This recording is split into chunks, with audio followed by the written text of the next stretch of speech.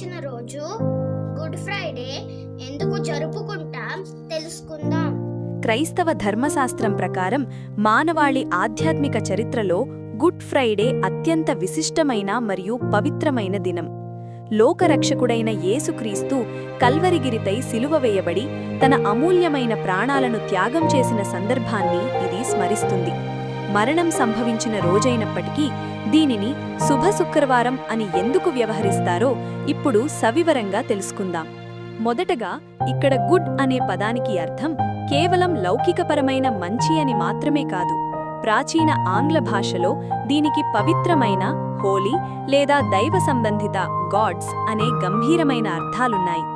క్రీస్తు మరణం ద్వారా మానవాళికి పాప విముక్తి, శాశ్వత రక్షణ చేకూరాయి కాబట్టి ఆ త్యాగంలోని పరమార్థాన్ని బట్టి దీనిని అత్యంత శుభప్రదమైన కార్యంగా విశ్వాసులు పరిగణిస్తారు.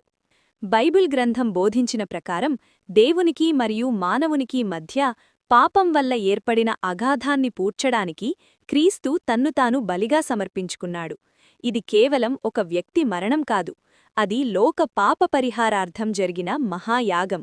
ఈ మరణం సంభవించకపోతే మరణంపై విజయాన్ని చాటే ఈస్టర్ పునరుద్ధాన వైభవం సాధ్యపడేది కాదు.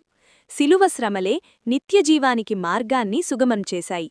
కావున గుడ్ ఫ్రైడే అనేది కేవలం శోకతప్తమైన దినం మాత్రమే కాదు, అది దేవుని అపరిమితమైన ప్రేమకు, క్షమాగుణానికి సజీవ సాక్ష్యం.